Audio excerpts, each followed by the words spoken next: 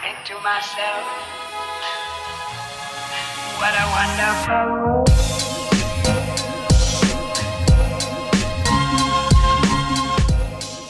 Hello beautiful people, and welcome back to another video. Today I will be doing my long-awaited, super requested, especially on my Instagram feed, my Q&A video. So today I will be answering questions about my work, art supplies that I use, any tips and tricks that I can give you all. If there is any question that you have that I do not answer in this video, feel free to comment down below your question and I can reply to you as soon as possible. Also, make sure to follow me on Instagram. The link is down below in my description box where you can follow me on Instagram, where I usually do these polls and question slides on my story where people can ask me questions. So I think that's a long enough introduction. How about we get on to those questions and I'll see you in the video. So these are some questions that I got about myself as a person and not really about my art. What is my height? I am 5'5" inches. I'm actually 5'4.5". How old am I? I'm 20. I'll be turning 21 in less than 10 days. So my birthday is coming up. Feel free to wish me a happy birthday on August 19th. My ethnicity / nationality, I was born in United States, but both of my parents were born in the Dominican Republic, making me first generation Dominican American. No, I am not married. The question is, am I married? I get this all the time. I'm not. Do I have a pet? No, unfortunately, I do not. I want a pet though. Well, this is as close as I'm getting to a pet. I love stuffed animals though. I would love a pet someday. He has a cute little Valentine's Day bow. I love you. And the last personal question I get, which is my favorite to answer, what is my favorite color? And if you know me from Instagram and watch my lives, you already know this answer, so sing it with me. My favorite color is neon green because it's bright and annoying just like me. So these next two questions are questions that I get a lot DM'd to me on Instagram. It's about Instagram growth or how to gain followers, how to gain a following, how to gain. And I understand that because a lot of people will try to say, it's not about the followers. And the thing is, it's not about the followers. It's what you're going to get because of the followers. So how to grow an art page isn't really the question. It's how do I grow my advertising, my community, my collabs, my group of artist friends. How do you grow your artwork, your art style in order to gain those followers or to grow an art page? The second question I get about Instagram a lot, aside from growth of followers or how to grow a page, is it important to invest your money in your artwork? So like promoting your Instagram feed, buying all these crazy expensive art supplies in order to get featured and sponsored by all these brands or whatever. I've never promoted my page as like an ad or promoted my work just because I don't have the funds for that right now. Yes, I bought some expensive art supplies. I have Faber Castell color pencils.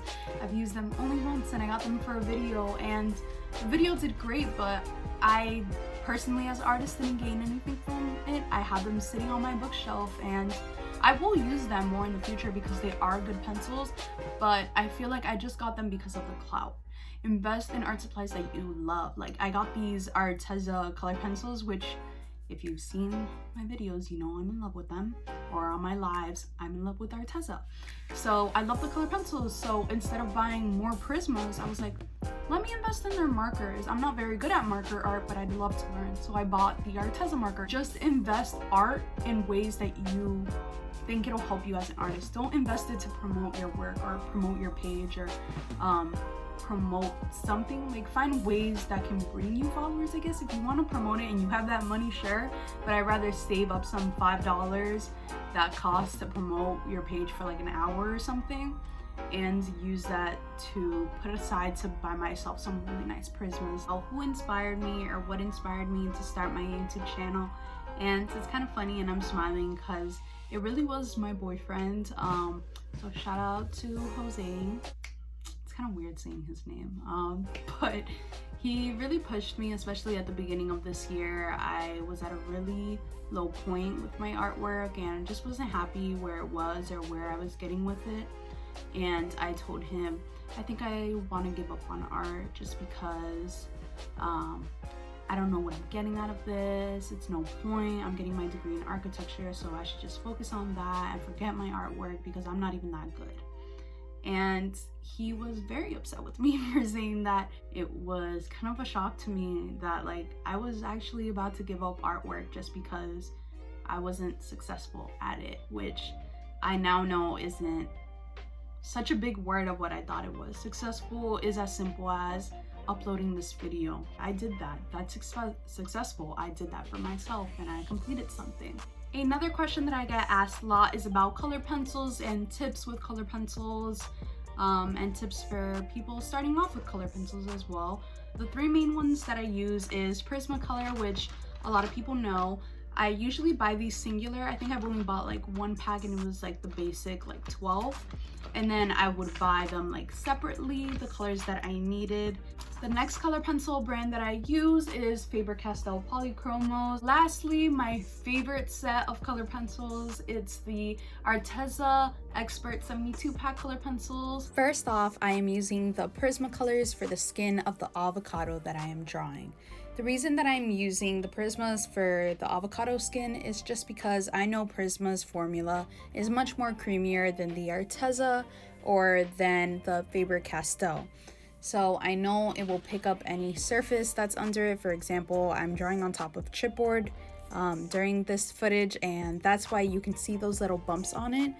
And if I brush it off with my hand, as you saw, it tends to smudge a lot. So that's one of the reasons I don't use Prisma a lot, because it smudges a lot.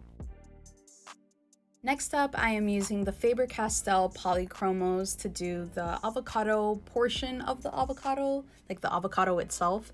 And I found that while using these with the chipboard under it, it became really grainy and just picked up every little speck that was on the chipboard, unlike the Prisma, which was much creamier. Faber Castell is really hard and easier when sharpened to make small details, like for drawing eyes or hair and things like that that you need a lot of detail in. I would use Faber Castell.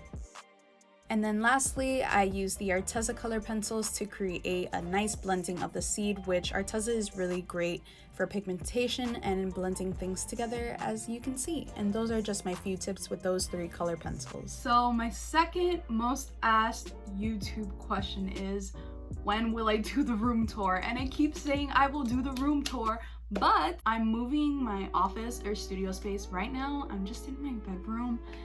In a little confined space. Like you can see the corner of this bed and the corner of this drawer, this space right here. I just have a tiny white table, my monitors to the left, I have a lamp here, my printer's right here, my computer's here, and I have literally the space about like my forearm here is my desk space that I have to draw. Then I have a bunch of bins. I use my bureau that has like my mirror. That's where I've been just throwing stuff on top, and it's really hard to work in my bedroom because I'm trying to sleep, but I see my monitors right there, so I want to just get up and do work. So answering that question, whenever that room is done, I will do a room tour of that room. So these are just a few more questions that people ask me. It's like a this or that category. What art style do I like best, realism or cartoon? I would say like a mix of both. I'm so indecisive, like I can't choose one. I have to be like, I like both of them. But it really is like, if you've seen my Instagram, I'm really happy lately because I found my digital art style. I'm still looking for my traditional art style, but my digital art style is secured in the bag now. So, and it really is a mix of realism with cartoon aspects of like my highlights and bold colors and saturation, but I like keeping a realistic tone to my works. Watercolor or oil painting. I don't know if you guys saw my watercolor creams video, and I have said that I'm not that good at watercolor. I have never done oil painting before, so I feel like I would like oil painting more than watercolor. Arteza or Prisma? Am I self-taught or professional artist? That's kind of a difficult question just because I am in art school now, but I am originally self-taught, and most of the work that I do, no one has really taught me, and I've taught myself. That being said, my dad is a painter. I was a stubborn child, and every time he wanted to teach me something, I would be like, I know how to do it, and then my noses looked like cones. But I am in an art school now, which takes me on to my next question. What is it like in art school? Is it worth it? I'm going into art school for architectural design. I hope to later get my master's in landscape or interior. So I'm not really on the visual art spectrum, even though it is a little bit of like drawing and stuff like that. Personally, for me, I say it is worth it just because you need a license in order to be an architect and you need to go through that schooling. But I might get in trouble for saying this.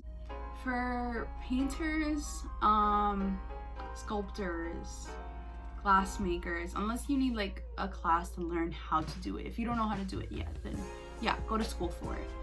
But I just feel like I know so many successful painters that have never stepped into a school or academia learning for arts, and they're skyrocketing up there and they're doing great. You just need that it factor. But that is my opinion.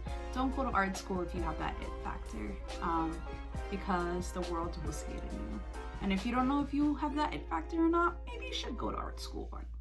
I don't know. What is my favorite drawing or painting that I've ever worked on? This has to be one of my favorite pieces at the moment, just because it was kind of a stepping stone into me figuring out my new digital art style that I really like.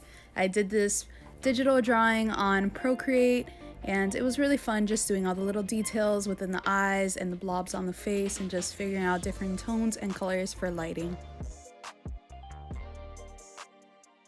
Another person asked me what is the longest drawing or painting that took me. This piece was really fun to make. I did it for a class in college about Black Lives Matter and women Black lives and just the intersection between being Black and a woman. And it was really fun creating this quilt tapestry kind of thing with acrylic and different materials mixed together to create something I really enjoyed towards the end. It might be my second favorite piece I've ever done.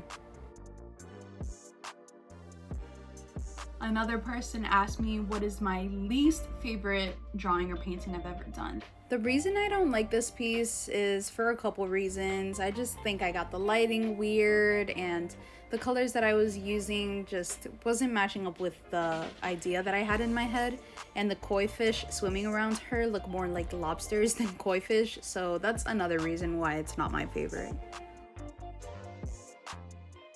What softwares do I use for digital art, and as well as some digital art tips that I may have for people watching. So as far as softwares, I use Procreate, Photoshop, and Adobe Draw. Photoshop and Procreate are paid, that you need to pay for. I get Photoshop for free since I'm on like a school account or whatever. And Adobe Draw is a free app. I'm not sure if it's only for iOS, check that out, but Adobe Draw, great app, and I'll leave links to those and how you can download those if any of you are curious about downloading any of those three. But I'll also go over into video Nicole, and she can show you all those little tips and what the apps look like. So I'm just going to show you two of the apps that I use, which are Procreate and Adobe Draw. This one is Adobe Draw. It's free for iOS. I will leave a link down below on how to download it if any of you are interested. But here I did some line art with it, and remember to use the layers when working with digital art. And filling in your lines is really important. So after you make a line and filling it in, and using layers and opacity to just play around with different ideas and forms that you want to make in digital art. You can always undo, redo, and mix it all up, so it's super fun to create with something like this. On Procreate, about the same thing. Using layers is super important. Remembering to use the modified tools and the blur tools just to create different blending techniques. And one of my favorite pens or brushes in Procreate is the blur tool, the damp brush, and the highlighting, it's like a light pen. I really like using that for highlight. So I recommend any of you to download either Procreate or Adobe Draw if you're interested in making digital artwork.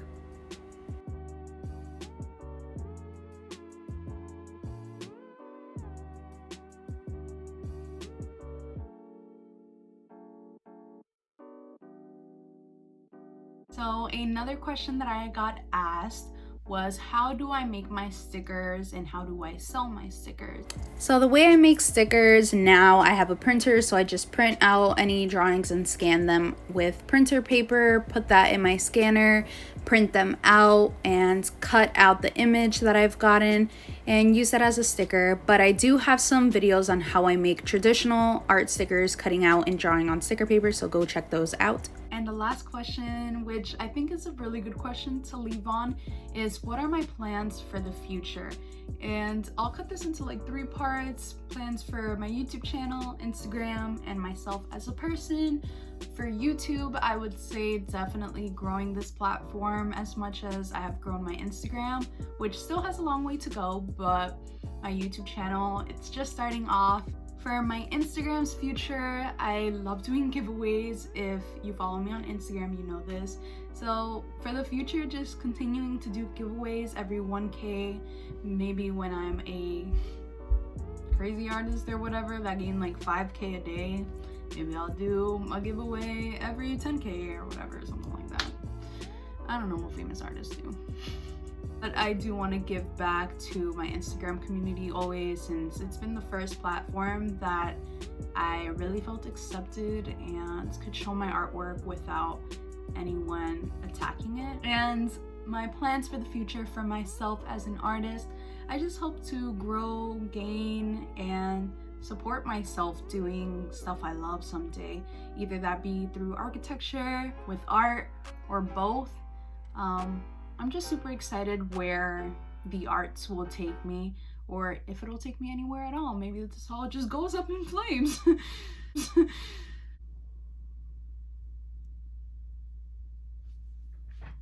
And those are all the questions that I got asked on my Q&A for my Instagram. Thank you to everyone that participated by asking me questions on that little poll. If you're not following me on Instagram yet, go do so by clicking that link in the description box so you can ask me some questions as well. If not, you can ask me questions down below in the comments and I can answer them as soon as possible. But other than that, thank you all for watching. Remember to like, comment, share, and subscribe, and ring that notification bell so you never miss another video. And I'll see you in the next one.